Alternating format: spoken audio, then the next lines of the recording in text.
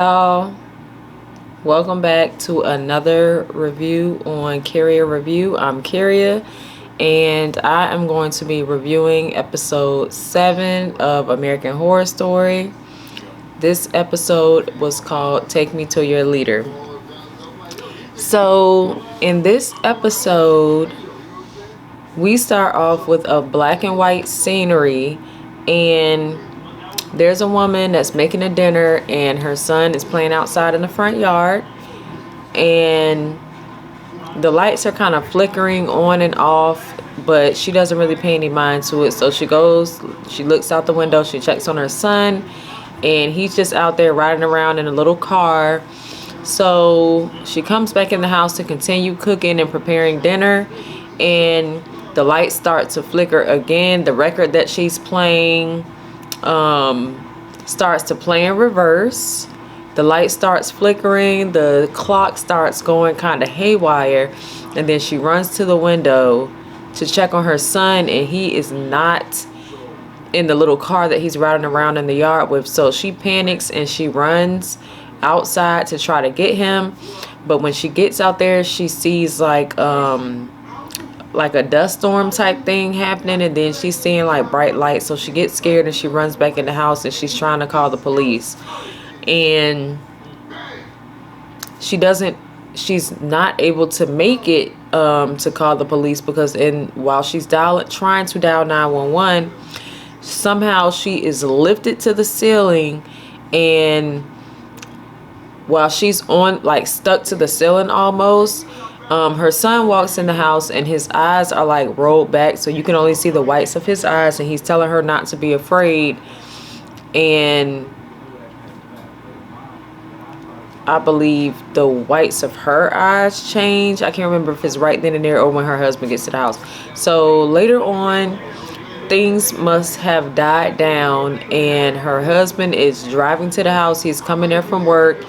He's getting out of the car, going into the house, and he sees that the first thing he sees is that the house is in shambles. Like, it looks like somebody came in there and was just throwing furniture around, like trying to rob the house or whatever. And he sees his wife kind of floating in midair, like her feet are kind of like off the ground, and she's just floating there. And when he looks at her, he can see that the whites of her eyes, the only thing you can see in this part is white, and she just raises her hand and goes like that, and his head explodes. So they go to another scene where the president at the time is Eisenhower, and his nickname is Ike. So he's playing golf with his friends, and one of the agents, they kind of run to him and they let him know, like, look, we have an emergency. And they rush him off of the golf course because something urgent has come up. And I'm assuming that when he goes home to pack a bag, his wife is played by Sarah Paulson, and I believe that's who he was referring to when he said Mamie. Now, I don't know if it was just me, but Sarah Paulson looks like she fits into that time era of whatever time frame they're in. I'm not the best when it comes to the dates, as far as this person was president from this date to this date, but she looks like she fits into whatever era that is that they're filming on the show.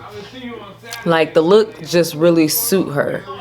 And it looks like it's so weird, because sometimes I'm like, this person looks like they should have been born during this time frame, but she looks like she could have been born during that time frame and could have existed during that time frame.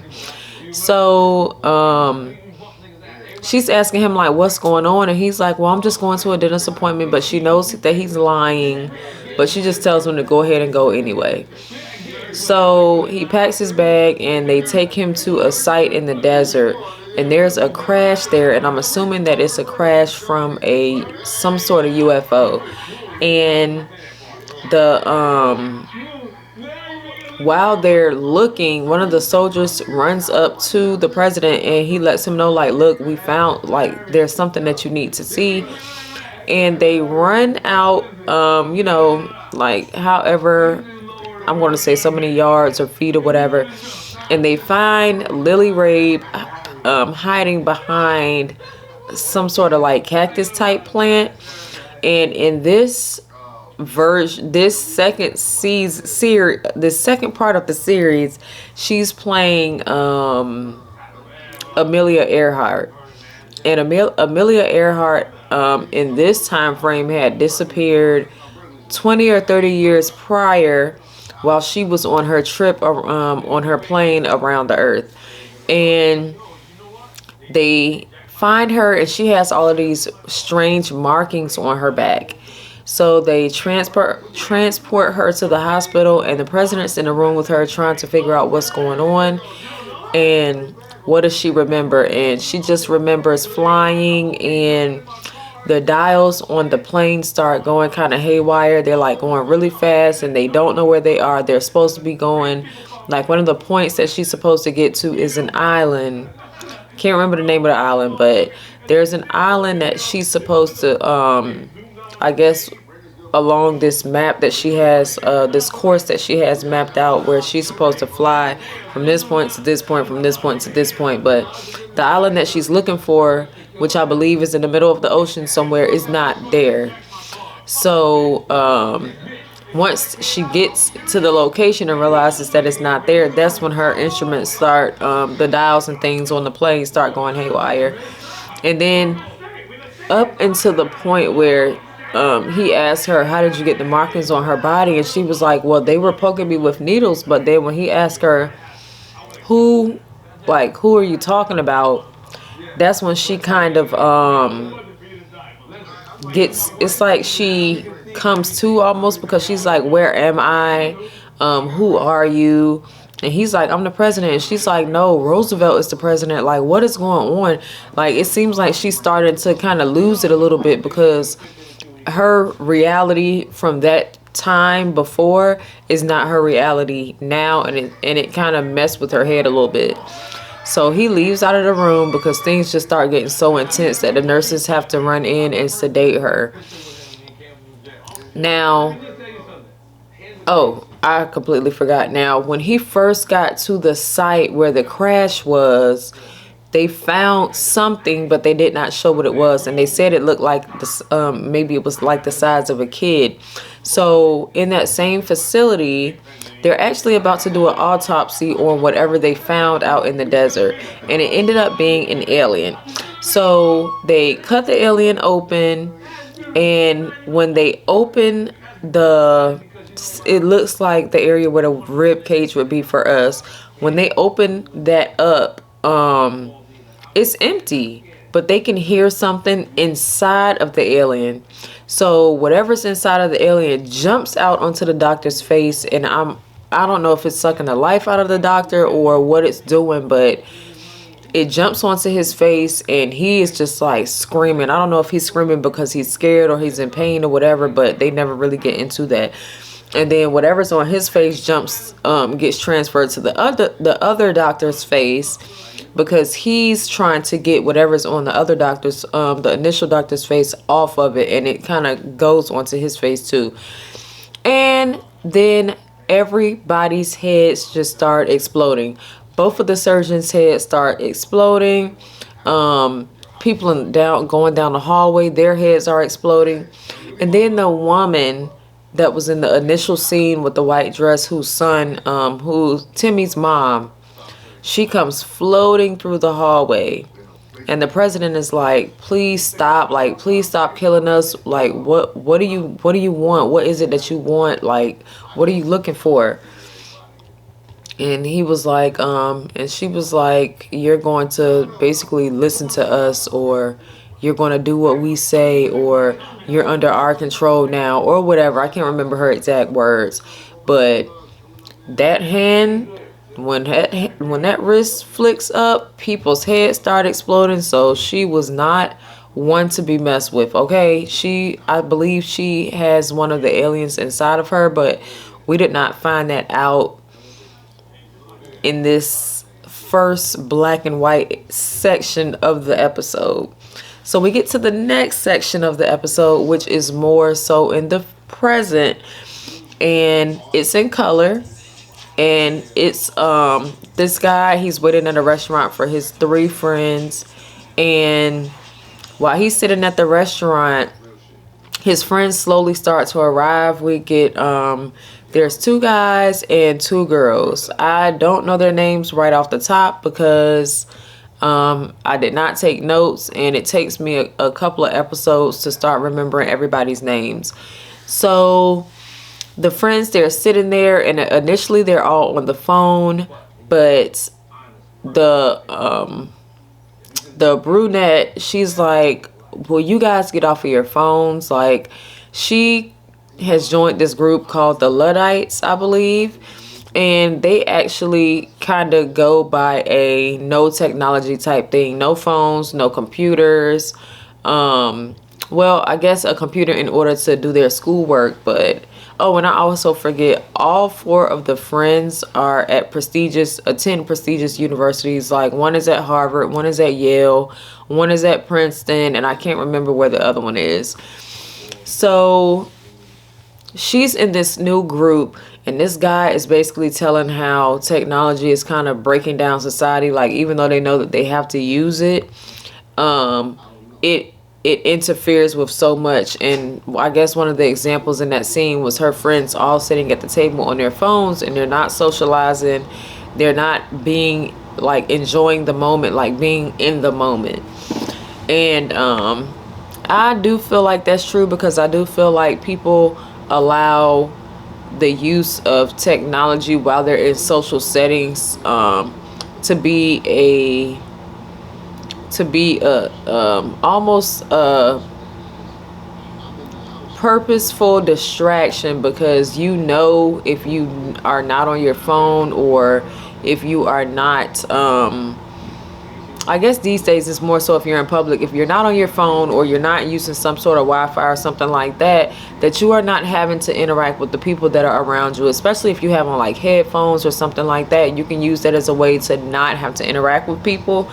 And before that was there was definitely healthy human interaction. And they also kind of go into how that causes a lot of anxiety in the newer generation, as far as them being able to have so much technology so fast, to the point where they have not been able to catch up with the use of technology in comparison to how it affects them emotionally, because it's just so much happening so fast.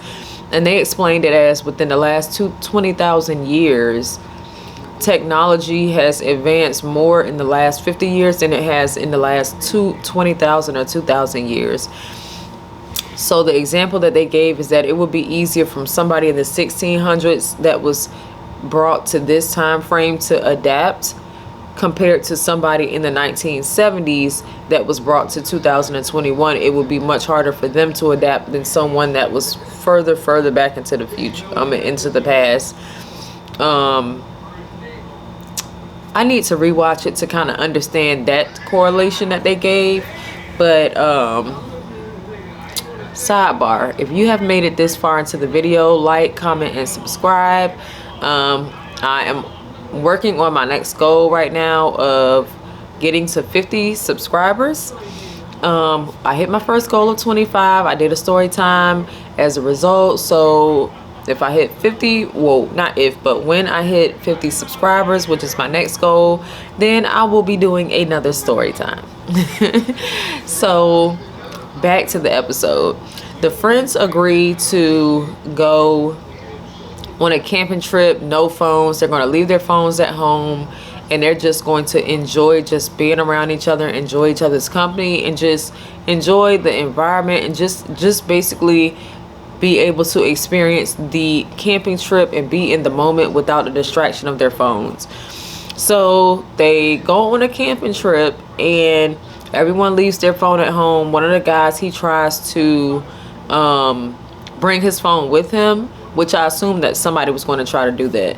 But his friend was like, no, that your phone's in your pocket, just leave it. So he ends up leaving his phone, and they head out into the desert. And they set up this tent. They set up this really nice like Moroccan type setting with the table where the table's really low. They're eating like almost with pillows on the ground, which is just, they have it set up so pretty, and it's like a really beautiful setup for them to camp.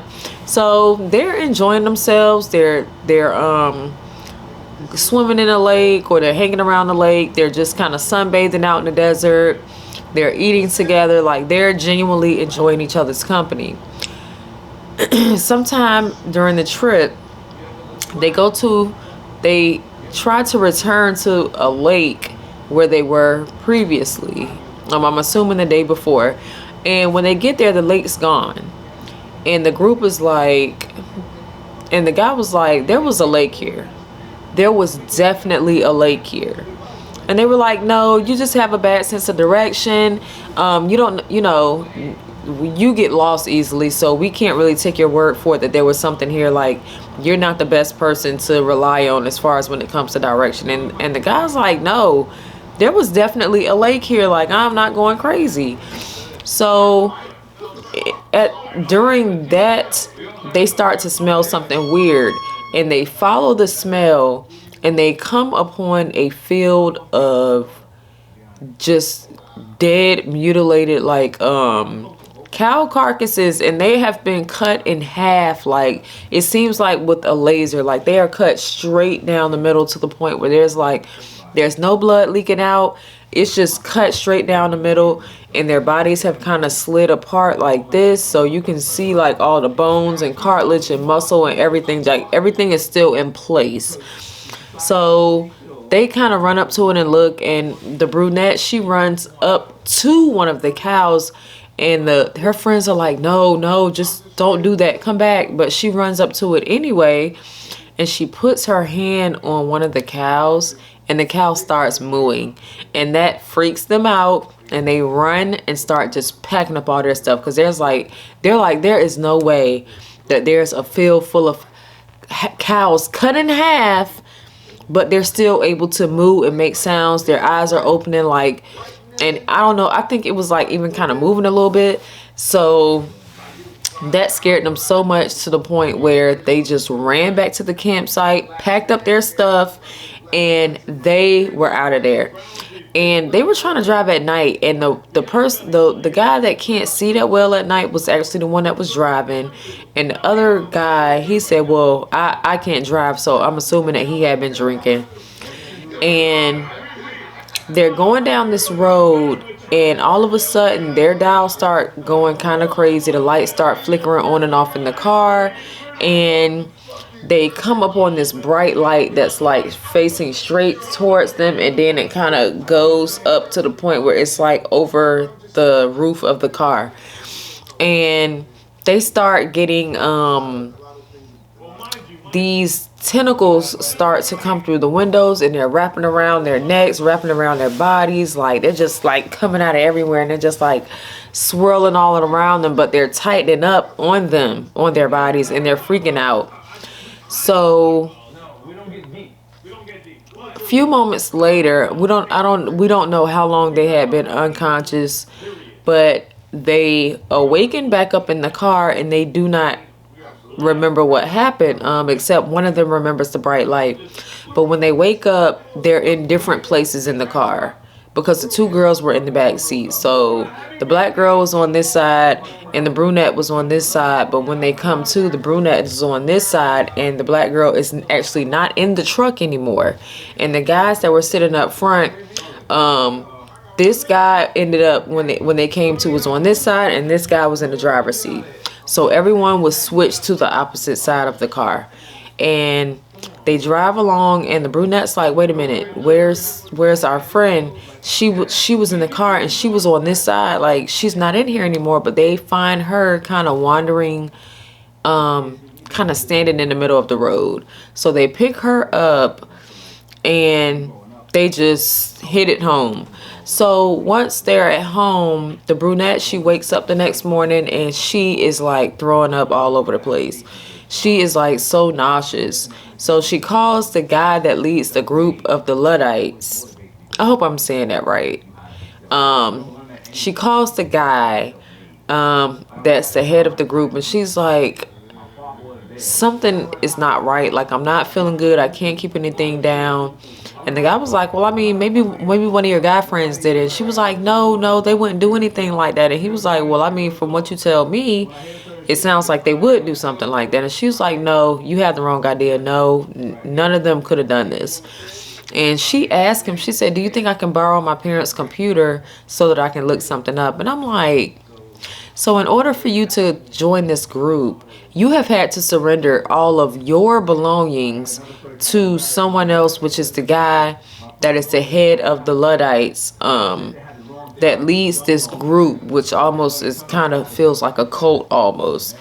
And he's like, no, just hydrate, drink some water, eat some leafy vegetables, like get some rest. And she's just like, I mean, I'm going to try. So she runs to the bathroom and she's throwing up again. And her friend, I can't remember if she calls her friend or her friend calls her. And they're talking and she's like, look, I don't feel good. I've been throwing up. And the girl was like, well, you remember that little incident that I had when I was 18? This is what that feels like. This feels like when I was, this is how I felt when I was pregnant last time. And the girl was like, do you think the guys did anything, like spiked our drinks and did something to us? And the other girl was like, no. But we find out that the brunette is sick and the black girl is sick. So we go to the scene with the guys. And they're in the bed. And the other guy's like, when's the last time that I put my mouth on your rear end area, because I feel like I have giardia. And we find out that giardia is when you, I guess when you orally come into contact with fecal matter that gives you some sort of infection or something like that, that causes you to be nauseous and vomiting and things like that. Now, I have never heard of this. I did not even know that this existed.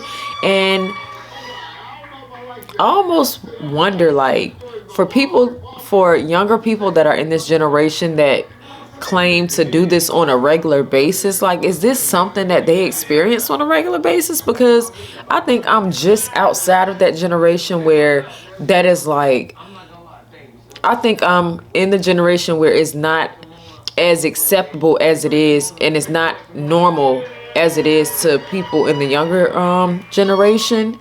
And I feel like I'm out of that loop to the point where I feel like, okay, that's something that I don't have to worry about. But I wonder if that's something that the younger generation experiences and goes through on a regular basis, because I had never heard of this before. I didn't even know it existed until this episode. So the guys, he thinks that he has giardia because he's nauseous as well. And the other guy's like, well, have you had it before? And he was like, yeah, I caught it in high school. And the guy was like, well, how did you explain that to your doctor? And he was like, well, I told him I felt like I ate some fruit that wasn't cleaned off and maybe had some fecal matter on it or something like that. And, he kind of explains it off as that. But then the other guy that he's talking to, that he's, the guy that he's laying with, just gets up and he's like, you know what? I do not feel good. I got to run to the bathroom. So he's sick as well. So we find out that all four people that had gone through some sort of alien abduction type thing is nauseous. So in the last scene, we go to back to the girls. They are now at one has come to the other's house. And they've taken pregnancy tests because they're like, we are so nauseous, like we don't understand what's going on. So let's go ahead and try to eliminate the obvious and take pregnancy tests and figure out if this is what it is.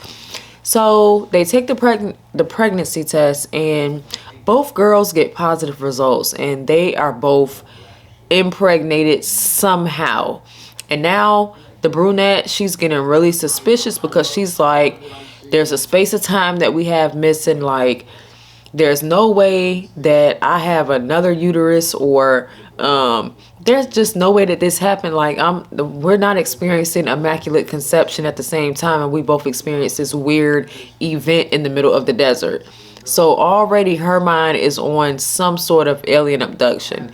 And they bring up Amelia Earhart, I guess to say that maybe that's something that she had gone through as well, but they have not really dove deep into that yet. So the guys come over there and they're telling the girls that they're experiencing the same symptoms. So the brunette says, just to humor ourselves, let's here, you guys take these pregnancy tests as well. Because the girl's like, the black girl, and she's in the background like, girl, why are you asking them to take these tests? Because men cannot get pregnant. Like, what are you talking about? And the girl's like, hush, something weird is going on, and we need to figure out every aspect of the situation before we move on and try to figure out any type of solution. So she gets the guys to take a pregnancy test, and come to find out all 4 of them come up with positive pregnancy tests, and the episode ends.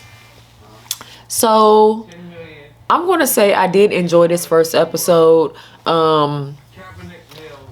Okay, this moment in time right now, I'm going to make this the only time where I compare.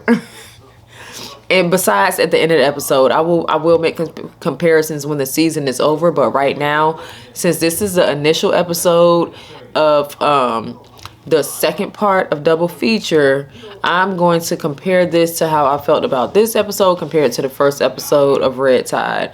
Now, I actually enjoyed Red Tide way more. I'm a fan of vampires and aliens, and I kind of enjoy both the same, because I feel like they're both going to be psychological in a way, in a sense, but I don't like vampires more than aliens or aliens more than vampires. It's kind of the same. So I honestly did enjoy the first episode of Red Tide better than this one. I am more so intrigued to find out what is going to happen after, in the next episode. But when Red Tide first started, I was like really excited to get to the next episode, continue this storyline, and I feel like I feel the same for this one, but it's just not as intense, I believe. But I am enjoying this so far because there are questions that I feel like I already have in my head that I want to be answered throughout this season. Now, as far as the intros, I actually enjoy this intro to the second part of Double Feature way more than I like the intro for Red Tide. As far as like the when the American Horror Story theme song comes up after the initial scene, and then they have their little theme song that's the same throughout each episode, and then they go into the episode. So I actually did enjoy that better as far as the opening credits for this episode. So I did like that better. I think I enjoyed the musical score a whole lot in the first part of Double Feature, and for this one I did like the music choice that she put on with the record and stuff for this second part. So I want to see how that develops as far as like the musical scores, and this episode, even though we have the gray and white aspect of it, is like way more colorful and bright and vibrant than the last color scheme of the last season, with it being in the kind of gray, dull color tones of being in Cape Cod and it being in the winter and stuff like that. So this is almost like a polar opposite because the color scheme is different. I feel like I really haven't gotten into the musical scores for this particular second half, because we are just literally we're just starting the second half. But I did enjoy this episode. I'm looking forward to seeing if there will be any type of connection with the first part of I keep getting mixed up, the first part of double feature and the second part of double feature.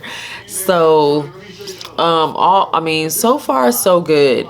I'm ready to hear what everybody else thinks about this, because of course after I do mine, I go and watch other people's reviews. So that is what I'm going to do now as my review uploads onto YouTube. So thumbs up for the first episode. Not as intensely looking forward to the second episode as I did at the beginning of Red Tide, but I am looking forward to it, and I am going to watch it, and I am going to review it. So can't wait to see what everybody else thinks. And I'll be back next week when we get our second episode of the second part of double feature, which is really the 8th episode of double feature. All right, and oh yeah, it's called Death Valley. So we'll see what happens, what we get. All right, thank y'all for watching another episode of Carrier Review. Bye.